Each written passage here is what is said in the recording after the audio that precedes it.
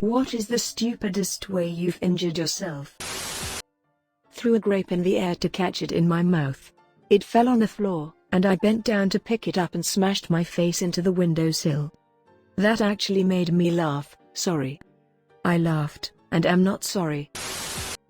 Stabbed myself in the leg with a piece of metal. It was really thin and tapered at the tip, so when you swung it you would hear this really cool whoosh sound. I swung down way too hard, and it went right into my shin. Bad times. I did this but I swung up instead. Frown RIP my forehead.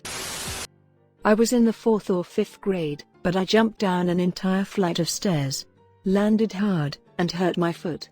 Walked on it for a day or two afterwards. Turned out I shattered my heel and broke my ankle. Drank hot tea lying down.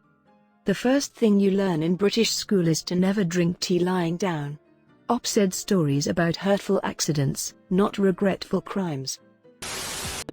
Was helping husband replace the bathroom fan, so I was standing on the side of the bathtub. I had this plastic hook glued to the shower wall to hang a loofah on. I went to get down and slid down the wall and hooked my butt cheek to the wall. It hurt so bad but was also hilarious. I'm in my 40s and this happened recently. I bent over while having a shower, and gouged a hole above my tailbone on the bath tap. This happened to one of my very intoxicated friends in high school. A bunch of us rented a beach house, and she did this. She came running out of the bathroom completely naked, screaming for her boyfriend. She ran to the freezer and grabbed some ice cubes and held them against her asshole as she collapsed onto the hallway floor, simultaneously laughing and crying. Other dumb injuries from that trip: very bruised / possibly broken nose from opening the hot tub cover too quickly, very bruised / possibly broken knuckles from trying to open a coconut with brass knuckles. Yikes. Not me, but a babysitter when I was about 6. She was watching me and my 1-year-old brother, and went snooping in my dad's stuff. He was military, in a job that stood alerts often, and he kept a gas mask and such in a go bag at home. This 16-year-old screwed around and injected herself with an atropine auto-injector in the hand. Her screams alerted me. I called the club my parents were at and told them. They called an ambulance. The sitter was almost unconscious when they took her away as my parents got home. I still remember the weird color she turned. I live in Minnesota, so I am used to kicking snow off my boots by slamming my toe part of the boot down on the ground.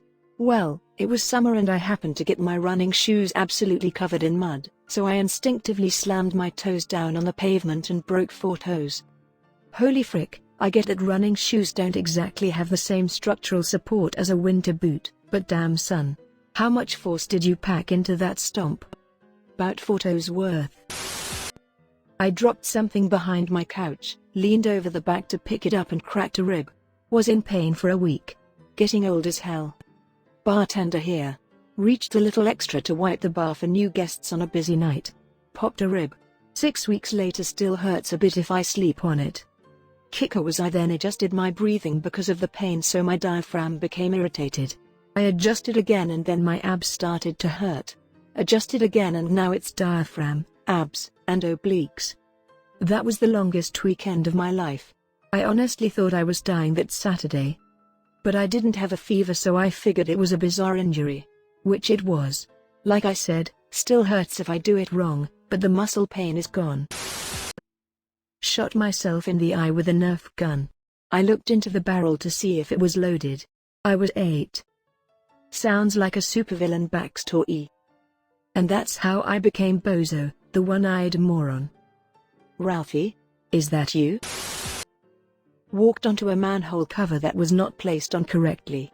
Ended up in the hospital and had to have 3 surgeries over 4 months. Tragedy is when I cut my finger. Comedy is when you fall into an open sewer and die. Mel Brooks. If presidents can't do it to their wives, they'll do to their country. Mel Brooks. Did you at least get a sweet settlement from the city? I get made fun of for walking around those, but this is why I do. When I was a kid, maybe 10 or so, I had recently discovered that the feet on my prosthetics could be unscrewed and moved into different positions, so I borrowed an Allen key from my dad and took it to school so I could unscrew my feet and show my friends at recess. None of them were as blown away by this as I'd hoped. Pretty sure they were just used to this kind of thing by now, haha. Anyway, the bell went to tell us to go back to class and I very quickly tightened the feet back onto the prosthetics, put my shoes back on and started making my way back to class. As I was walking with a group of my classmates, I started to notice my legs felt wobbly. I looked down and with every step my feet were turning outwards slightly. A normal person would have come to the conclusion, oh, I didn't tighten the screws up enough. But not me. I jumped to the conclusion of holy poop, I can control my feet like a robot. My excitement quickly turned to dread when I realized I don't know how to control feet, been an amputee since I was a baby, and they kept turning until one was pointing sideways. Despite this I kept trying to walk and after a few more steps the foot just fell off and I managed to slam the now footless prosthetic down, which jarred my knee and hips and caused me to slip over and face plant into the corner of a cement mini wall, one of those waist-high walls. Being a self-respecting 10-year-old, I started bawling my eyes out, which caught the attention of the new teacher. It's her first day and the only disabled student is in pieces. The foot got thrown backwards when it fell off, with a bloodied nose, screaming like a banshee. She didn't really know what to do since I couldn't get back up, so she gave me some tissues for my nose and made a very confused call to the maintenance man asking if he knows how to fix prosthetics so I can get to the school nurse. TLDR, my prosthetic foot fell off and I face planted into a cement wall. To try to get a cheap laugh out of my ex, I threw a hammer as hard as I could at a tree. The hammer bounced off the tree, and I turned just in time for it to hit me in the small of my back. Miracle I'm not paralyzed. Thank goodness you weren't throwing an axe. I had no idea a hammer could slash would even bounce off a tree. I thought it would just hit and drop to the ground. Didn't think it'd ricochet right back at my back. It didn't. That tree threw it right back. The person you were trying to impress saw the tree throw it, but couldn't say anything because who would believe that? Riding my bike home in 5th grade slowly alongside my walking friends. Friend, Drew, look where you're going. Drew, no dude, I'm good at biking, I can do it with my eyes closed. Friend, no really dude, look out. Drew, no man, I'm good. Instantly crashes into a parked car, mess up my bike chain, have to drag my bike home in shame, and explain to my mom why my knee and lip are bleeding. I've done something very similar before, and I've also been named Drew before, so I'm relatively certain you are me. I'm a welder, I work with really hot steel parts constantly, but I regularly burn myself on the microwave meals I eat for lunch. I can relate to this. I was a foundry worker a while back.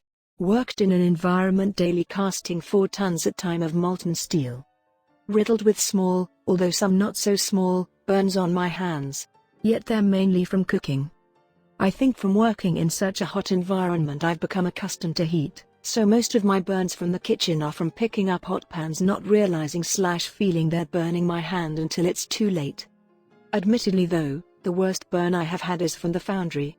Got hit in the leg by a splash of molten steel during casting. Required 2 surgeries and took about 18 months to heal. Bending over to pick up a paper bag. A completely empty paper grocery store bag. It was standing upright, not even laying on the floor. I barely had to even bend down to pick it up. Somehow this triggered a cosmic alignment between 2 vertebrae and nerve cluster because suddenly I fell to the floor in crippling pain. Could not get my back straight and had to crawl to the living room so I could lay on the carpeted floor and try to stretch it out. I ended up fucked up like this for days and had to have physical therapy to slowly work out the pinched nerve. I was basically walking like Quasimodo for a couple weeks. People would assume I was in an accident or lifting some boulder like Hercules or saving a child pinned under a car. But nope. I was undone by an empty paper bag. Edit, thanks very much for the silver and prayers lol. Ooh, I feel you. I have done this, twice. The first time I lifted my foot to put a sock on and immediately found myself on the floor in the worst pain I've ever felt. I spent a good 3 weeks hobbling around hunched over, barely able to move. Second I bent over to pick my cat up.